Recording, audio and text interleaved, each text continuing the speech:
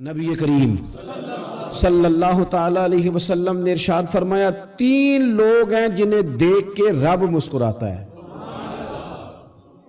یا رسول اللہ صلی اللہ علیہ وسلم وہ کون کون سے؟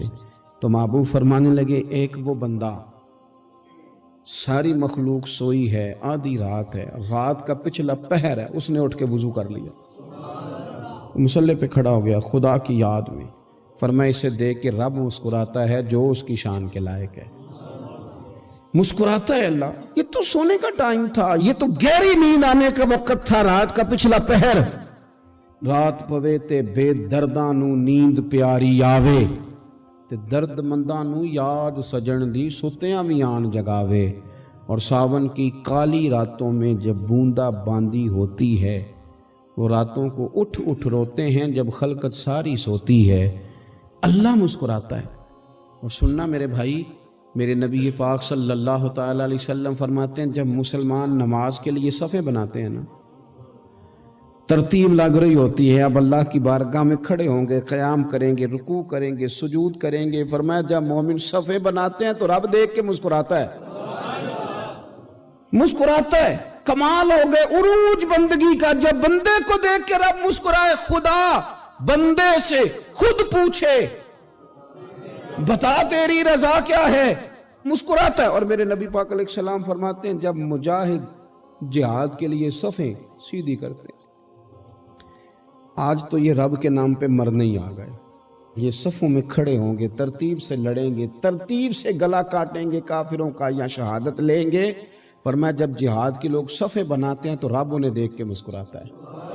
کتنے نصیبوں والا وہ بندہ ہے جسے دیکھ کے مسکرا دیا۔ او یار کبھی تیرا بیٹا تیرے سامنے مسکرائے نا چھوٹا تو تیرا دل باغ باغ ہو جاتا ہے۔ تیری ماں بیمار کسی ایک دن صحیح طرح ہنس پڑے تو طبیعت خوش ہو جاتی۔ مجھے بتاؤ نا جس کا رب بھی اسے دیکھ کے ہنس پڑے، جو اس کی شان کے لائق ہے، کیا اس بندے کے نصیبیں ہیں، کیا اس کے مقدر ہیں۔ آپ اس مقام پر اپنے آپ کو لائیں۔ اب دیکھیں نا یہ حدیث آپ نے سن لی، اب ہم نے نا اس طرح صفحے نہیں بنانے جس طرح ساری دنیا، اب ذرا صفحے بھی شوق سے بنائیں گے، اب ذرا تھوڑا سا شوق پیدا کریں گے، بھئی یہ تو میں وہ کام کرنے لگا ہوں جسے دیکھ کے رب مسکراتا ہے۔ نبی پاک صلی اللہ علیہ وسلم نے فرمایا جب کوئی بندہ توبہ کرتا ہے نا، ہم توبہ کا رٹا لگاتے ہیں، یا اللہ میری توبہ یا اللہ۔ اور توبہ کا تو مطلب یہ ہے کہ پچھلے گناہوں سے پکی توبہ، آج کے بعد یہ غلطی نہ کرنے کا پکا وعدہ۔ تو نے ساری شب برات رو کے گزاری ہے، بتا سویرے جھوٹ جوڑنے کا ارادہ ہے تیرا، آج کے بعد رشوت تو نہیں نہ لے گا، ملاوٹ تو نہیں نہ کرے گا، یہ توبہ ہے۔ اور اگر سارے کام اسی طرح کرنے تو پھر یہ توبہ کا رٹا ہے، جتنا مرضی لگاؤ۔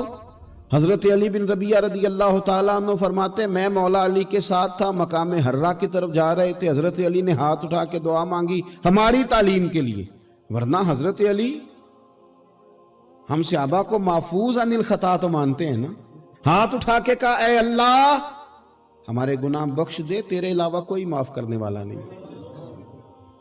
اور پھر حضرت علی آسمان کی طرف دیکھا اور دیکھ کے نا حضرت علی بن ربیعہ کو تو مسکرائے۔ حضرت علی بن ربیعہ کہنے لگے حضور مسکرائے کیوں ہو؟ فرمانے لگے ایک دن میں حضور کے ساتھ اسی طرح آیا تھا، اسی طرح حضور نے دعا فرمائی تھی ہماری تعلیم کے لیے، اور پھر حضور مجھے دیکھ کے مسکرائے تھے اور فرمایا جب کوئی بندہ رب کی بارگاہ میں اس طرح استغفار کرتا ہے تو رب مسکراتا ہے، اور مسکرا کے فرماتا دیکھ لو میرے بندوں کو پتا ہے کہ میرے علاوہ معاف کرنے والا کوئی نہیں، انہیں پتا ہے، تم اس کی بارگاہ میں رجوع تو لاؤ، آؤ تو صحیح دو آنسو لے کر۔ اقبال کہتے ہیں کہ موتی سمجھ کے شان کریمی نے چن لیا، قطرے دو گرے میرے ار کے انفال کے، دو میں نے آنسو بہائے تھے تو اس کے کرم نے تو موتی سمجھ کے چن لیا۔ سنو نا حضور اس استغفار کو، اللہ کو یار رات کو توبہ کر کے سونا چاہیے ہمیں، کچھ غلطیاں ہم کرنا نہیں چاہتے پر ہم سے ہو جاتی ہیں، کچھ دل ہم توڑنا نہیں چاہتے پر وہ ٹوٹ جاتے ہیں، ہماری مجبوری ہوتی ہے ٹوٹ جاتے ہیں۔ رات کو اس کی بارگاہ میں ہاتھ باندھ کے کشکول طلب دراز کر کے خوب استغفار پڑھنا چاہیے کہ مالک بندے ہیں نا کیا کریں، نفس کا ساتھ ہے، دنیا کا ساتھ ہے، خواہشات نفسانیہ، مالک معاف کر دے، درد سے توبہ، رسم نہ ہو، کہانی نہ ہو، लफ्ज ना हो, जुमले ना हो, और जनाब ऐसे लोगों के बीच बड़े हाथ बांध के और बड़ा कोई जरूरत नहीं। आप अकेले अपनी चारपाई पे बिस्तर के अंदर मुंह दे के भी दर्द से कहेंगे ना माफ कर दे, तो वो तो मेहरबानी बड़ा है। मेरे नबी पाक सल्लल्लाहु अलैहि वसल्लम मिसाल देते हैं, फरमाया एक आदमी सहरा में जा रहा, सहाबा से हुजूर खिताब कर रहे हैं, फरमाया एक आदमी सहरा में जा रहा था, उसने अपनी ऊँटनी पे खाना पानी पैसे हर चीज़ रखी हुई थी। सहरा था बहुत बड़ा, दरमियान सहरा के गया तो थोड़ा सा सस्ताने के लिए, आराम करने के लिए ऊँटनी से नीचे उतरा। अब उसने ऊँटनी की लगाम, ऊँटनी की नकेल अपने सरहाने के नीचे रखी, हाथ के साथ पकड़ी और सो गया। थोड़ी ही देर के बाद जब उसकी आंख खुली तो देखा ऊँटनी गायब है। सहरा में वो पैदल ना आगे जा सकता है, ना पीछे जा सकता है, ना दाएं ना बाएं, खाने को रोटी नहीं, पीने को पानी का कतरा नहीं, थोड़ा इधर भागा उधर भागा, थक गया। करीम महबूब फरमाते हैं वो पूरी तरह निढाल हो गया और मायूस हो गया, माअज़ल्लाह। मायूस होके दोबारा उसी जगह आके लेट गया जहां पहले लेटा था। इंतजार करने लगा कि अब मौत ही आएगी, आखिरी वक्त है, अब ना मैं पैदल ये सहरा क्रॉस कर सकता हूं, ना पीछे जा सकता हूं, ना खाना है ना पानी है, सिवाय मौत के कोई सहारा नहीं। हुजूर फरमाते हैं वो रास्ते में दोबारा लेट गया। अचानक उसने रुख बदला तो ऊँटनी सामने खड़ी थी। हुजूर ने सहाबा से पूछा बताओ ना उसे भला कितनी को खुशी होगी। या रसूल अल्लाह जी से नई जिंदगी मिल गई है। आप देखें ना, सारे डॉक्टरों ने कह दिया कि इसके तो गुर्दे मैदा जिगर हर चीज खत्म है, घर ले जाओ खिदमत करो, हर तरफ परेशानी है। वो बंदा भी समझ गया है कि आखिरी वक्त आ गया, कल जाऊं परसों जाऊं, तैयारी हो गई, सब लोग आ गए, बाहर वाले भी आ गए, ये माहौल एक अजीब रंग इख्तियार कर गया। अचानक एक डॉक्टर ने आके कहा नहीं नहीं गलती लग गई थी। मुझे बताइए अंदाज क्या होता है? बगैर दवाई के बंदा उठ के खड़ा नहीं हो जाता। ओ मैं तो बच गया हूं। नबी पाक सल्लल्लाहु अलैहि वसल्लम फरमाने लगे उसकी ऊंटनी मिल गई, बताओ भला उसे कितनी खुशी होगी। या रसूल अल्लाह वो तो दोबारा दुनिया में आ गया। हुजूर फरमाने लगे उसे कुछ भी खुशी नहीं हुई। जब कोई रब का गुनाहगार बंदा आके तौबा करता है, रब को इससे कई गुना ज्यादा खुशी होती है। मेरा बंदा आ गया है, मेरा बंदा आ गया है, मेरे घर आ गया। उसने आंसू बहाए हैं, उसने कहा अल्लाह मैं तेरा यूं तेरा ही रिज़्क़ खाता हूं, तेरी ही जमीन पे रहता हूं, तेरे नाम से मेरी सांसें चलती हैं। वो आ गया। फरमाया उस ऊंटनी वाले से ज्यादा रब को खुशी होती है जब गुनाहगार आके तौबा कर।